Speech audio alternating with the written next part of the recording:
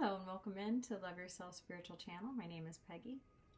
I'm going to share with you some of the highlights of my healing journey and some of the things that I have learned in hopes that if you're seeking, it might be of assistance to you as well to get a clearer understanding of why we're here and what we're doing and what the purpose is. I'm just going to start because I was an insanely curious child. Honestly, that never changed. And I really came with the questions of what's going on? What are we doing here? Why? What is this all about? And so before I was 14 years old, I had read the Bible because that was what was available from cover to cover. I read the Book of Mormon. And for me, those were not quite enough. I still had more questions than what I was able to get answers for. And a lot of the answers that I was looking for wouldn't even be available at that time when I was 14. But I went on to research and to study Buddhism, the Nag Hammadi libraries, near-death experiences, astrology, and then finally, kind of what brought it really together for me, all of it into a very clear picture, was the study of meditation and the study of quantum physics, quantum entanglement, or string theory, specifically, those aspects. And meditation has been studied now by the HeartMath Institute. There's a lot of studies done in colleges, universities, also studying neuroscience and the unification of the brain and the energy centers. That kind of brought everything really together for me into a picture that I could truly understand. And I do want to give credit to some of the people who have really been paramount for me over the years, probably starting with Stephen Hawkins and Abraham Hicks, Eckhart Tolle, and Pema Chodron, really learning how to meditate, what that was about, and then later the science behind it in conjunction with even more effective forms of meditation. Joe Dispenza, Greg Baden, and Gaia, on Gaia. Gaia is a platform that offers a lot of really awesome information and on all things with the subconscious and conscious mind meditation and working with energies and stuff, because we are energy. And I think one of the most amazing things that I learned through quantum physics was that we are 99.99% energy at our atomic level. Every atom is that much energy.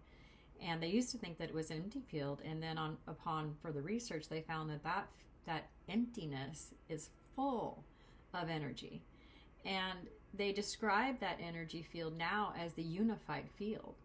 And the unified field, by definition, describes God perfectly, a source of power that is with known beginning and no foreseeable end, that is continually flowing to and through all atoms in the universe, and that even the air is full of this energy, and that there actually is nothing upon the planet that is not, nothing in our known existence that's not at constantly, the rocks, the trees, and science has even found that trees can see you. Through their photosynthesis in their leaves, they can perceive you. It's their form of eyesight. And so everything that has this energy flowing through it, which is everything, has consciousness. And the study of consciousness by neuroscience, those two studies together, if you do some research with them, will show you some pretty amazing aspects of our spiritual nature that is proven through science, through the study of energies. One of my favorite parts of quantum physics is quantum entanglement, or it was often called string theory, or can be called string theory. And essentially what that original experiment looked like was two atoms that were in proximity or had knowledge of each other take one to one side of the globe and one to the other, and if you poke atom A, atom B responds in real time as if it's also being poked at that same moment. because spiritual energy, the energy that comes out of us mentally and emotionally, travels faster than the speed of light. And so that information arrived at that atom faster than you could see it. So it's an imperceivable time lapse.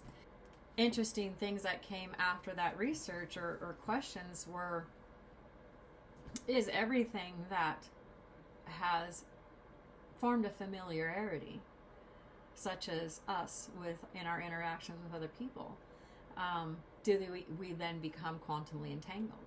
And if you do some research on the esoteric, meaning our auric field, the field of energy that is within us, that flows out of us, and that we project, like through prayer or meditation, if you have an intent and then you push that intent out of you energetically, and that has also been measured, and it's a measurable amount, and it's the highest measured amount of energy is actually was shown to be a woman who was praying for a child. And so the power of prayer is actually quantifiable. And so when we are entangled with someone and we think of them and have a feeling response with that thought and that feeling together go out, and it runs through the string test theory. We call them etherical cords between yourself and that person, between yourself and an animal, between yourself and anything that you are considering with thought and emotion combined. And then so we know that we're entangled and that we're unified and that we are not separate, and it's been proven. And so then go a step further, that 99.99% that we are a part of, or that's flowing to and through us, is a higher power. It is a power of immeasurable vibration, meaning immeasurable good feeling. The higher something vibrates, the higher its resonance is, the better it feels, and the lower, the worse it feels. And so how we work with the energy within us and through the emotions really is what turns up or down the valve to the amount of energy we are allowing to flow through our cells or atoms at all times. And your thoughts, have energy. Words have energy. That's why I call it spelling. They have the power to, as if it was a faucet, turn that valve up and you feel better. As you feel better, the energy flow becomes more open, or to turn it down when your thoughts are negative and you feel negative, you feel poorly in response to those thoughts. There's a shutting down of the valve and less is flowing to and through you. And so really this life is about learning to open the flow. And I love one of the things that Eckhart Tolle quotes from Jesus, and he said, I want you to have the fullness of life.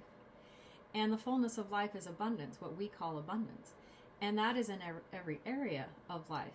And while every subject in your life can have a different degree of flow, a different degree of feel good and feel poorly. So just say on the subject of money, you feel really good. But on the subject of intimate relationships, you feel kind of poorly. That is what you attract to you. And so we come to learn to manipulate energy. And Dolores Cannon actually explains that frequently, and I love her work. Because in having the abundance, that the fulfillment that Jesus wanted us to have, we have to learn how to, with our consciousness, direct our thoughts and our feelings in a way that opens the flow that is always offered to us at all times. And so honestly, that really is the work. And the better you feel, the more clear maybe your purpose or the path that is for your highest good opens up to you. I know that when I was struggling to decide what my purpose really was, um, it didn't really become clear to me until I began to spiritually evolve and really buckle down and do the work, do the meditating, and really introspect and look at how am I working with the energy, what is coming to me. Because what comes to you tells you where you are on every subject. And science also has proven that we have a brain in our heart, and that it is 4,000 times more powerful energetically than the brain in your head. So the thoughts that you're thinking have power, but it is your heart that has the most power. And so as you think a thought, your heart immediately responds to that thought and gives you feedback on whether or not that thought is going to bring to you better things or worse things based on how that thought feels. And thoughts that don't feel good because at some level they're an untruth. And there's an untruth in the thought that you're thinking. And the universe is not aligning, your higher power is not aligning with that thought and feeling, and that is why it doesn't feel good. So the other thing about your heart that has recently been discovered that's pretty amazing is that the signature of energy from your heart isn't only energetic, it is also magnetic.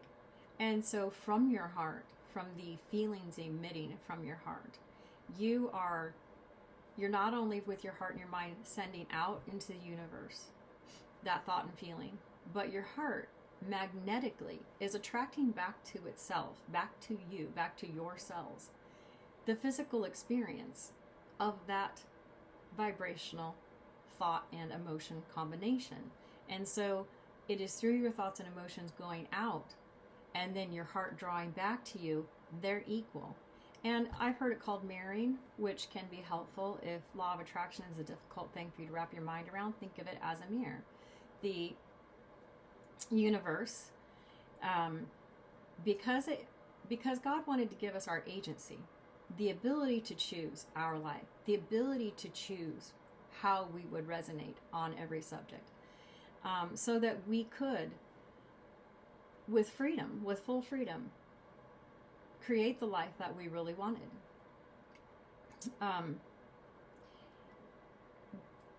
There isn't anything that the universe can really do for you if you do not ask, surrender, and allow. And the asking you're doing all the time, you can never stop asking. The surrendering becomes really important when you're really resistant or you have real negative emotion. And part of what really helped me to see the releasing of that negative emotion was something that Baden said, which was, if you have a reoccurring thought or a core belief that feels bad, it's a lie. The reason it feels bad and continues to feel bad on that subject is because the universe does not agree with you on that subject. God doesn't agree. And so the energy flowing back to you in response, or the emotion that you're having, both your manifestation that comes back to you, and the way that you feel about it, that belief on that subject, the reason that they feel bad is so that you will know that you need to manipulate the energy differently, and that the universe is not in agreement with your thought on that subject. And so it really comes down to learning to work with the emotions that you have and with the thoughts that you have, and finding better alignment with the truth, the real truth, which is very, very simply that abundance is your birthright, that your worthiness is never in question. You were born worthy. Every rock was created worthy. And to think that you aren't is a lie that the universe will never agree with, because the universe is worthy. That 99.99% immeasurably powerful energy that is flowing to and through you at all times says you are worthy, because we're all created equal. No one is created differently. We all are created with that same amount of the force of God flowing to and through us. Our agency comes in our thoughts and emotions to create, either very fully with the abundance of the energy that is flowing to and through each one of us, or to pinch that off, to close that flow down and not allow as much abundance into our life as what we would really like to receive and to experience. And I think one of the really interesting things that helped me a lot was the realization that the energy of God is enjoying this experience with us, and that this physical apparatus, this avatar, if you will, is actually necessary for the life force, the God force that's flowing through us to experience this experience with us, that without our little meat sacks, things like negative emotion and releasing of resistance and joy at the birth of a child, the happiness in a new relationship, the security of material abundance, all of these things are being felt with us by the divine source flowing to and through us all of the time. And so we are a necessary aspect of the earth school, as Campbell refers to the earth. And the earth school, she says, is the most difficult one, because we come with no information and no knowledge about why we're here, what we're doing, how it works. And so, the questions are real, the frustrations are real, but it was meant to be that way for the evolution and for the forward progression of consciousness. And as we move consciousness forward, the map, it's sort of like the 4-minute mile, the map to where we're going and how to get there becomes attainable. Once a 4-minute mile was broken, and it was said to be physically impossible by science, once that 4-minute mile was broken, it's been broken now hundreds of times. And, now there's a new goal. And so as consciousness moves forward, like the 4-minute mile, the attainment of higher and higher degrees of joy and happiness, peace, all of the good feelings, emotions, because the map becomes more and more clear and we move forward more quickly with consciousness. We are in for, as lifetimes go forward, a more and more beautiful life experience. So it is my goal to help map out through the content that I put up here, a pathway to more and more alignment with the divine source that is always flowing through you, that loves you immeasurably, that wants to experience with you the absolute joy that this life offers to us. And meditation, for me, will always be the OG of all healing modalities. It's actually what Jesus learned when he was gone for the 20-some years that he was away from the land of his birth. And even in the Bible, it says, I call my son out of Egypt. And there is a lot of information in Egypt about meditation in Tibet and the places that he was at, and learning to work with energy, learning to align fully with that divine source. And the beautiful thing that Jesus was able to do as he learned to align his energy fully with the source that we come from, he could see someone who, while not well, he could see them as healthy. And he could hold very clearly the resonance of them being healthy. And as he held that point of attraction, if they could find the faith to bridge the gap between where they were feeling in their unhealed place and the place where he knew their healing resonated, if they could bridge that gap through faith, they could be healed. And